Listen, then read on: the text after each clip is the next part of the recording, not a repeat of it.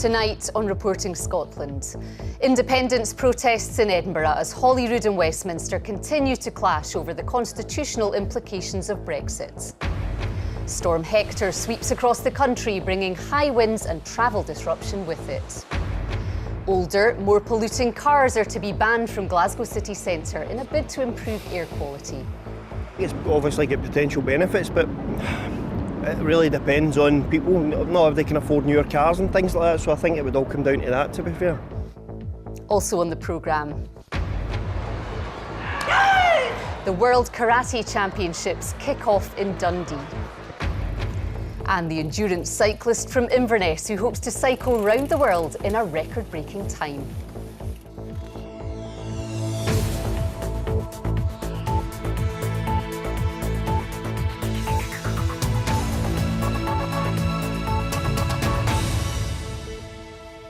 Hello, good evening.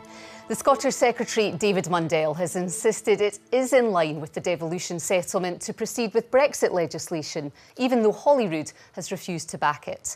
Mr Mundell faced calls to resign in the Commons today, with opponents saying he's let Scotland down. Meanwhile, the SNP have pledged further disruption after staging a walkout at Prime Minister's questions yesterday. Here's our political correspondent Nick Eardley. The SNP say scenes like this show they won't lie down on Brexit. MPs walking out yesterday after their Westminster leader was suspended by the Speaker. This morning, Ian Blackford was back to work and warning there's more disruption to come. We will use the procedures of Parliament to hold the government to account. We will seek to frustrate the government's business. This is not a fight that we're picking. This is the Conservative government picking on the powers of the Scottish Parliament. And the trade bill, due back in Parliament in the next few weeks, could be one of their next targets. This is all about Brexit's impact on Holyrood's powers. The man who represents Scotland in the Cabinet insists this doesn't undermine devolution. Are you sacrificing devolution for Brexit, Mr Mundell? We're going to make a very clear statement today. The government has acted entirely in accordance with the current constitutional arrangements. There is genuine anger in Parliament on this issue. SNP MPs are furious that Westminster is proceeding without Holyrood's backing and that they had so little time to discuss it earlier this week. But Conservative MPs are angry too at what they see as a stunt yesterday and what they argue more broadly is a grievance agenda.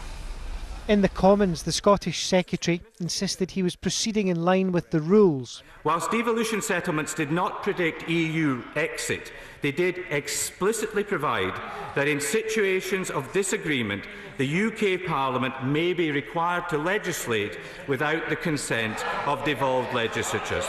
The Scottish Government is worried that's a new interpretation of devolution, and some think Mr Mundell needs to go. Having plunged Scotland into constitutional crisis, will he finally do the right thing? If he has any dignity, if he has any self-respect, resign and do it now. Others are frustrated too. The Lib Dems called for a system to decide on disputes. And that surely that would be better than what we've seen from the Conservatives, blocking debate and self-serving, cynical, hissy fits from the SNP, which do nothing for the people of Scotland. We have seen shabby and deplorable antics from the Tories when it comes to the time allowed for debate, and we have seen counterproductive antics from the SNP yesterday that further curtailed debate. The people of Scotland deserve better. Agreement on powers, though, remains unlikely, and the relationship between Westminster and Holyrood continues to divide. Nick Eardley reporting Scotland, Westminster. And the row spilled over to Holyrood both inside and outside. Our political editor Brian Taylor reports. Be a nation again that stood against him. Outside Holyrood, a pop-up protest. And sent him homeward. A hastily convened demonstration against Westminster's actions and in favour of independence. Scotland's been ignored. Scotland's, has been downtrodden, and I'm not prepared to accept that. I think Scotland have really been looked down on by the UK government, and I'm English. We support Scottish independence, so we're here to make our voices heard. Inside, Nicola Sturgeon arrives as leader of a party which, she said, had gained more than 5,000 new members since the row broke. Question number 3, Patrick Harvey. Patrick Harvey's Greens also support independence, and he voiced anger. But it also greatly increases the urgency of giving the people of Scotland the ability to control their own future instead of dragging them into the chaos of Brexit Britain. First Minister. Nicola Sturgeon said the Westminster decision to endorse the EU withdrawal bill without Holyrood consent on Scottish powers was unprecedented. What we saw this week was the most clear and powerful evidence so far that the Westminster system simply does not work for Scotland. The Tories plan to remove powers from this Parliament without the consent of this Parliament. They ripped up the convention that has underpinned devolution for nigh on 20 years. They did so in the most contemptuous way possible. And she turned on the Conservatives. Well, it turns out they can't get away with it. And I think they're going to pay a very, very heavy political price indeed, and they will thoroughly deserve to. The Tories steered clear of the topic in the chamber, but Ruth Davidson argued that the SNP tactics would backfire. If it was just a stunt to try and drum up support for nationalism rather than talk about the issue, well, that's always been my concern, that that's what the SNP want more than anything else. And if that's what she's crowing about today in First Minister's questions, then I think perhaps the people of Scotland will see that answer for themselves. Thank you. As she closes, our camera whips round to spot Nicola Sturgeon heading down the Holyrood staircase. Ruth Davidson follows immediately behind her. The reason? Both are backing a smiling photo call for the Kilt Walk, a significant charity fundraiser. Some things transcend politics. Well, Brian's at Holyrood, but first let's go to David Porter. And David, any sign of peace breaking out at Westminster? No sign of that whatsoever. After the drama, and let's be frank, some of the chaos here at Westminster yesterday, things have calmed down a little bit, but feelings are still very raw and there is anger on both sides of the argument. The Scottish Secretary, David Mundell, came and gave a statement to MPs today in which he denied that UK ministers were in any way disrespecting Holyrood, but he also insisted that UK ministers had the right to enact Brexit legislation, even if it didn't have the consent of Holyrood. SNP MPs are absolutely livid at that one. On the other side, Conservative MPs are very angry as well. They have accused the SNP of gesture politics. One other point worth making, that John Bercow, who fell out with Ian Blackford, the SNP Westminster leader, yesterday and threw him out of the Commons, has been a bit kinder to him today. He's granted Mr Blackford an emergency debate on Brexit, devolution and Scotland. That will take place on Monday. It will last for 3 hours in prime parliamentary time. But is there any sign of this row subsiding? Absolutely not. So, Brian, who's winning the PR war? Right now, the SNP. The Tories privately, very privately, concede two things. One, they may have derided the Commons walkout as a stunt, but it was rather effective. Two, the way this matter, this whole affair, has been handled by Westminster scarcely helps the Conservative cause. Their only consolation is that they believe it has minimal traction with the public as a whole. That's disputed by Scottish ministers and by the SNP, who point out that this could come back in a different guise in other Brexit legislation, notably the trade bill. They're also tonight accusing David Mundell of rewriting the rules in terms of the relationship between Holyrood and Westminster, suggesting that perhaps it could be made almost customary or normal, where there isn't agreement for Westminster to go ahead without consent. Team Mundell rigorously and vigorously deny that. They say they are seeking consensus as far as possible and at all points. Brian and David, thank you both. A woman is seriously injured in hospital in Edinburgh tonight after being hit by a roof slate in the Dalry area of the city this morning. Across the country, high winds have brought trees down and caused widespread disruption to train and ferry travel. Aileen Clark reports. Dalry Road in Edinburgh, where as high winds lashed the capital this morning, a woman in her 40s was hit by a slate. She was taken to hospital by ambulance and has serious injuries. Just a few miles away, the driver of this Scottish Gas van had a very lucky escape, as this tree came down right into his path.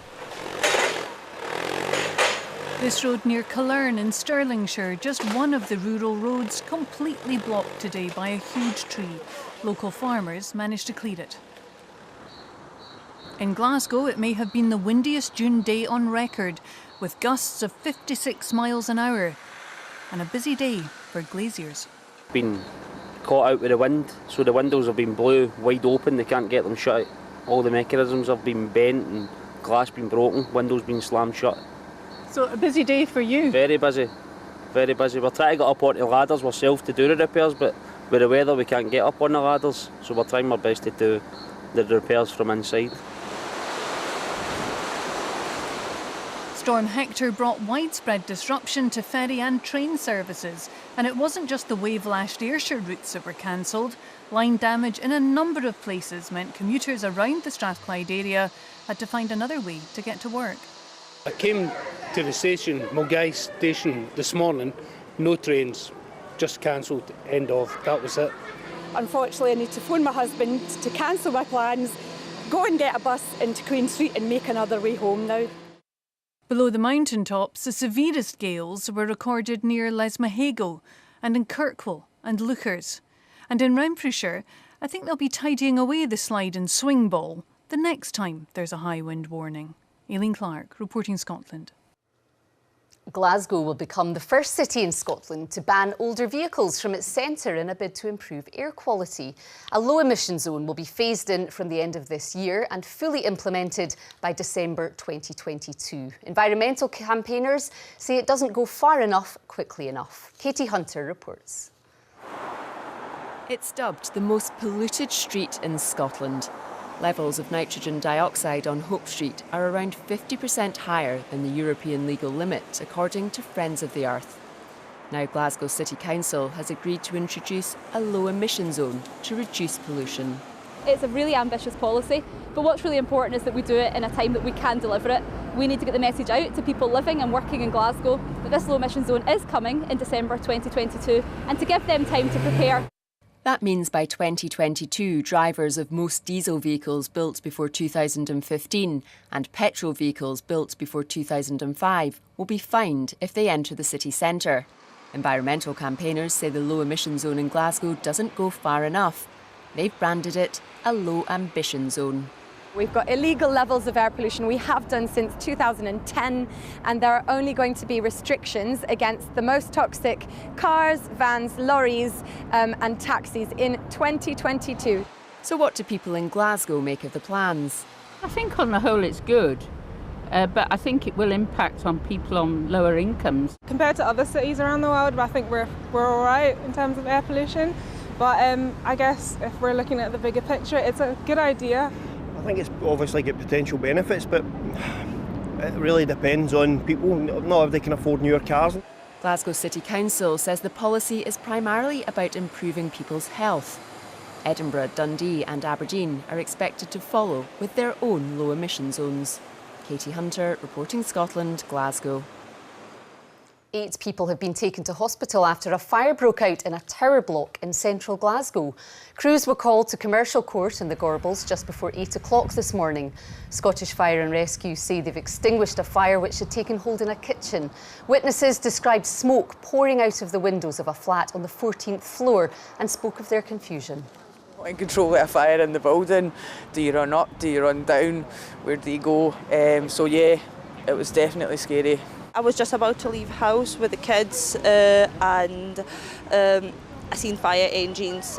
I was going to my car to get them to drop them to school, and I couldn't get access to my car because obviously the fire engines arrived, and yeah, they worked really well to get this stopped, and it was scary just because of what's happened last year. A pilot who died after his helicopter crashed into a loch in North Uist has been named by police. 58-year-old Peter Clunas from Newborough in Aberdeenshire was killed when the aircraft went into Loch Scadavy near Loch Maddie while he was carrying out work at a fish farm yesterday morning. 3 people have been arrested in connection with the death of Stephen Donaldson, whose body was found at a nature reserve in Angus. Police Scotland have confirmed they've arrested a 19-year-old woman and 2 men aged 23. Mr Donaldson's remains were found at Kinnordy Nature Reserve at Kirriemuir last Thursday. You're watching BBC Reporting Scotland. It's just coming up to 7:15. A reminder of tonight's top story. Independence protests in Edinburgh as Holyrood and Westminster continue to clash over the constitutional implications of Brexit. And still to come, 2 young sisters in Shetland who took over the family farm after the death of their father have won a major award.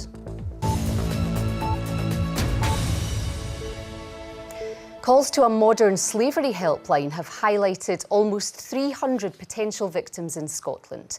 The anti-slavery charity which runs the service, Unseen, said forced labour and sexual exploitation were the most common forms of modern slavery. Laura Maxwell has more. No one knows the full extent of Scotland's trafficking problem, but the Modern Slavery Helpline, launched in 2016, is designed to help victims and make it easier for the public to report their suspicions. In its first 18 months, it received just over 200 reports of suspected exploitation.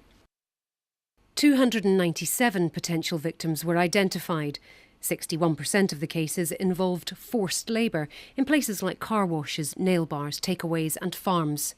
17% of cases involved sexual exploitation, and 10% of possible victims were children. Luc Nguyen from Vietnam says he was trafficked to a cannabis farm in the UK. He's been living in Glasgow, but is currently in a detention centre in England. He couldn't get away from those who enslaved him. I have tried to escape, but I couldn't because they always threatened me and they connect the live electric to the window and to the door. Human Trafficking First Annual Progress Report. In Parliament this afternoon, the Justice Secretary updated MSPs on what's being done to tackle the issue. It's not enough to disrupt trafficking when it occurs or support victims after the fact. The vision behind the strategy is to eliminate trafficking and exploitation. And to do this, we need to address the root causes and build a society where trafficking cannot flourish. Luc Nguyen's case is now under judicial review. Campaigners are hoping he'll be allowed to return to Glasgow. Laura Maxwell, reporting Scotland.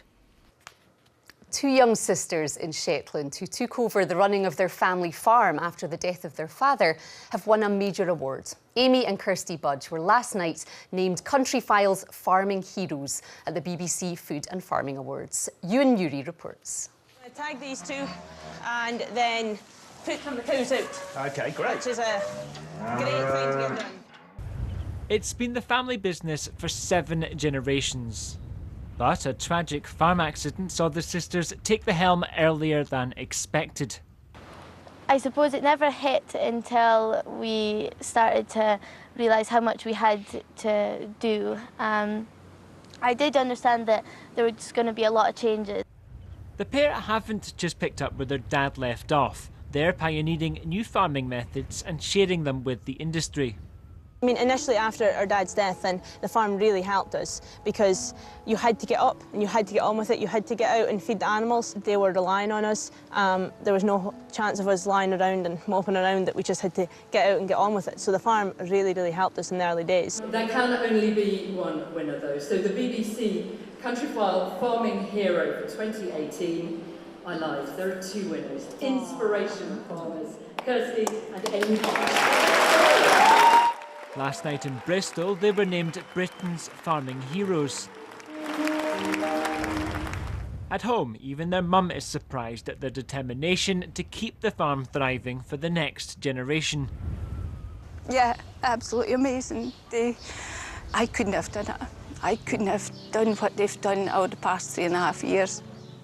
They've been brilliant. They've stepped up to the mark, and Amy and Kirsty have just accepted everything that's been thrown at them. Well done to them. Now, you might not imagine karate would help to boost tourism, but an event in Dundee is doing exactly that, according to its organisers. Thousands of competitors, supporters and officials gathered today for the World Union of Karate Federations Championship at the city's Ice Arena. It's expected to be worth millions of pounds to local businesses. Graham Ogston reports. It's something worth shouting about. 4 days, thousands of competitors and millions of pounds for the local economy.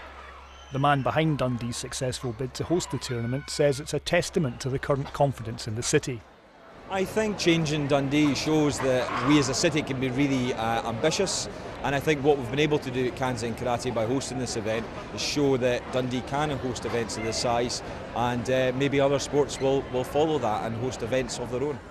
Competitors from around the world, aged between 7 and 70, are in the running for medals, and it's hoped that the athletes and their supporters will stick around to explore the local area after Sunday's closing ceremony. I'm originally from New York, I live there, and so we thought that we'd be used to the weather. It is chilly here, just wear a sweater and a jacket will solve our problems. For the moment we arrived here, people have been great, everyone at the hotel has been amazing, and so hopefully after we do our job competing, that we get to celebrate by seeing Scotland and kind of seeing more to the area. With hotel rooms across the city sold out this week and restaurants packed, it's estimated that the event could be worth almost £10 million to local businesses. The tournament's previous hosts include Dublin and Verona, and for the international karate community, Dundee is now firmly on the map. The V&A Museum, which opens here in September, is the big hitter when it comes to attracting new visitors to Dundee. But it's hoped that by fighting for and winning the right to host tournaments of this scale, that similar events will become a regular feature here in the future. Graham Ogston, reporting Scotland, Dundee. One of Scotland's Commonwealth Gold medal winners says her dream goal is to win another medal, this time in her home city. Grace Reid and fellow Scot James Heatley are part of the British squad for the European Championships in Glasgow in August. Alistair Lamont reports. If Grace Reid has a spring in her step, there's a good reason why. Commonwealth Gold in Australia illustrates the rich vein of form she's in. Yeah, that's going to be it. That is good. Now she's gearing up for the European Championships, a lot closer to home. The European diving field is very tough and there's a lot of great girls out there in my event particularly. I would really like to come away with a medal. That would be the absolute dream goal, I think. But you know, I've had a really long season, I've been building to this and I'm hoping that I can be full steam ahead and put in a good performance here in Edinburgh. A fruitful partnership with Tom Daly came to an end last month when he decided to take the rest of the year off. If that left her in the lurch, a World Cup bronze with new partner Ross Haslam last week suggests she's moved on quickly. Yeah, absolutely. You know, Tom is fantastic. He really is world class. And Ross, you know, slightly younger, but is so promising and has a really bright future. And as I said, the partnership is really promising so far. So I'm excited to see where it goes. Preparations for the European Championships aren't all about the pool. For James Heatley, the chance to compete back in Edinburgh is an added incentive.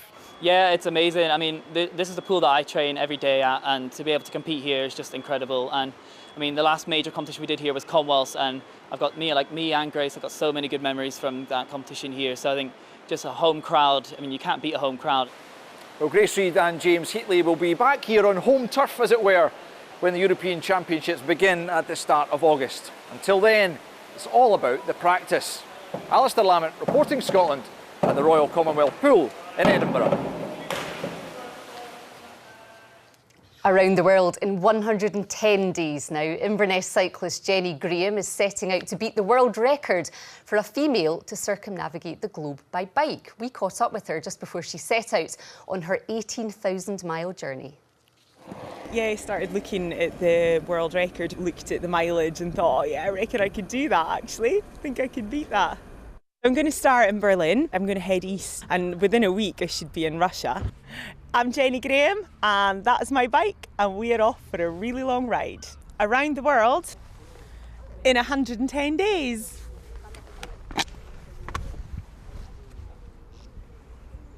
I need to drop down into Mongolia and the north of China.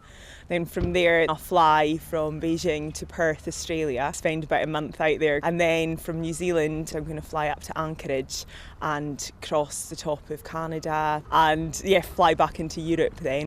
When I'm out there, it's just me and my bike, so I need to carry everything with me. You know, I need to be able to fix anything that goes wrong on my bike. I need to be able to sleep wherever I can if I can't find any accommodation, and I need to carry enough food and water on me that I'll be able to keep fit when I'm out on the road.